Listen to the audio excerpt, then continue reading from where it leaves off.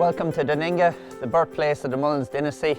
I'm going to meet my uncle Tom this morning and see what he's got to tell us. Tom, how are you? Good, good. What's the crack?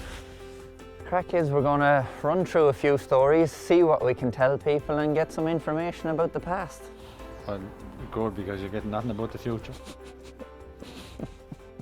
We're out here in the cover field, which my father didn't own at the time.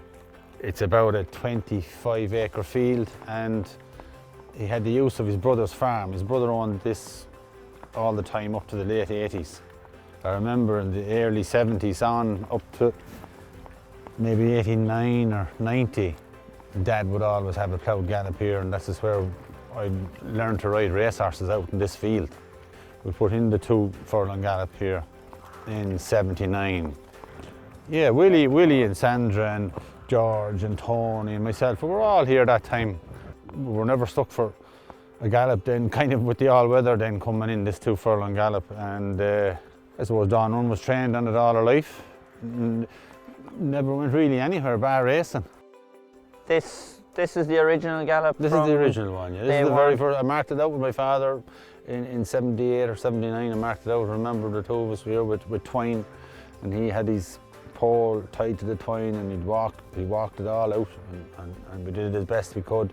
And this is the original one, yeah. And it's a great gallop since. It's a great gallop since. But I mean, but if you had any more than 50 horses, you couldn't train on it, because you just wouldn't be big enough. Before Dawn Run won the champion hurdle, she won the Irish champion in Leopardstown. How was it shaping up at that part of the season? That day was John Joe Roder, and you know, so every time we went to the races, Dawn Run was going to win anyway. And but there was a massive crowd there on the day, and some people were hoping she'd get bet, but anyway, she didn't. She won, and she won well. And it was only the other day I looked it up, because I think Dawn Run had no mares allowance that time and had to carry a penalty in that race, and still won it well from a Narkle winner as well. Boreen Prince, I think, was second. Yeah, and when she won it, there was a big excitement. Everybody, there was thousands there around the ring after. And she's going to win the champion hurl, and even to have one going for the champion hurl was just, it was unreal, you know. Now it's nearly, jeez, if you're nothing for the champion hurl. but that time it was far more, you know, jeez, mystical, I suppose, or whatever you want to say. And jeez, it'd be great if we got there and get this, that, and the other. But then we had a great. We were very confident, like there was no way she was going to get beaten, either in the Champion Hurl or Gold Cup. She was, and yet she just got over the line in both of them, you know. Riding for Grandad back in the day, what was he like as a trainer? Was he as strict as you were? Yeah. No, I suppose no, sure, Jesus, he didn't give much instructions. You know that yourself. No, he didn't. No. John Joe, I like John Joe's way of putting it. He just, every time he rode the mare, Dad had just said to him, "She's well today now, John Joe," and he lifted at that. That's all John Joe said to me anyway, that he ever said to him. "She's well today now, John Joe." I remember the lead up fairly well to the Gold Cup. It's like, I mean, it's 40 years ago, is it? It really got massive. The social media was the first time I ever learned the word social media or media. That time it was bonkers here. They all wanted a piece of the mare. And I remember myself and Noel English, Bogan used to go by his nickname. And the last couple of nights we stayed outside our stable door in the car. We slept in the car, and nobody was to you know, get in and rob or dope or whatever the hell. So for the last few nights we stayed outside our door in my car. I don't know whose car it was.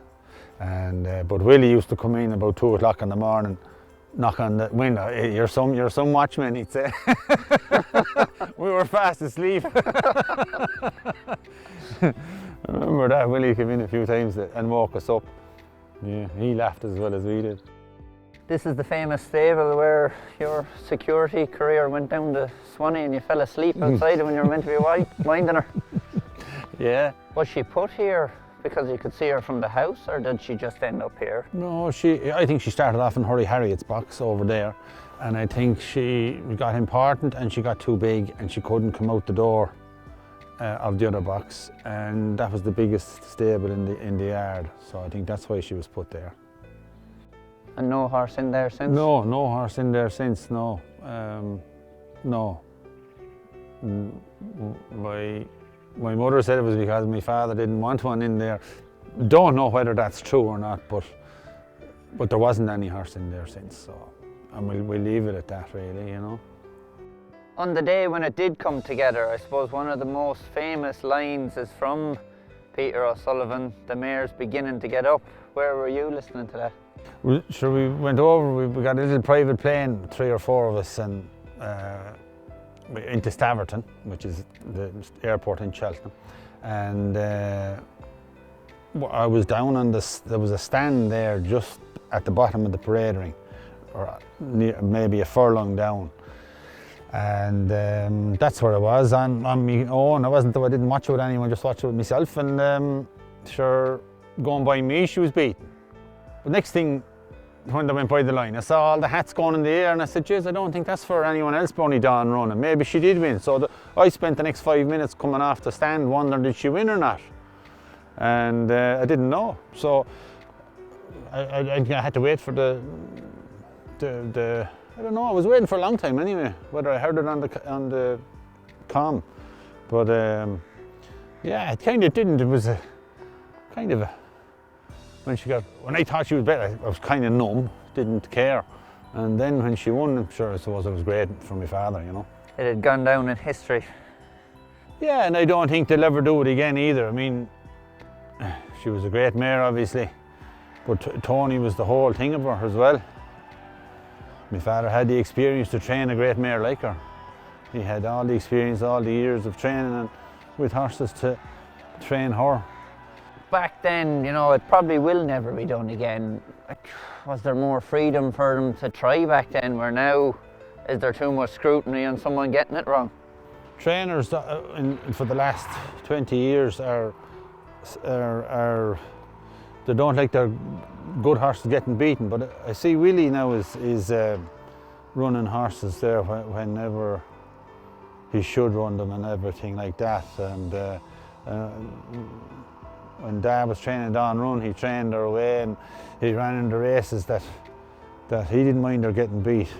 I suppose the success that I'm having now wouldn't be available to me, I suppose, or opportunities wouldn't have came my way without what started here. Like Doninga, this is the foundation of all the Mullins' success. Well, that's for sure. I mean, you won't remember because you weren't born, obviously, but like from the middle 70s, I was here and saw the whole lot. Saw the whole lot going up, Dawn running afterwards, and Hurry Harriet. I was only 9 years of age when she won the Champion Stakes. And for years, you know, my father was, you know, the best trainer. He was a genius, this, that, and the other.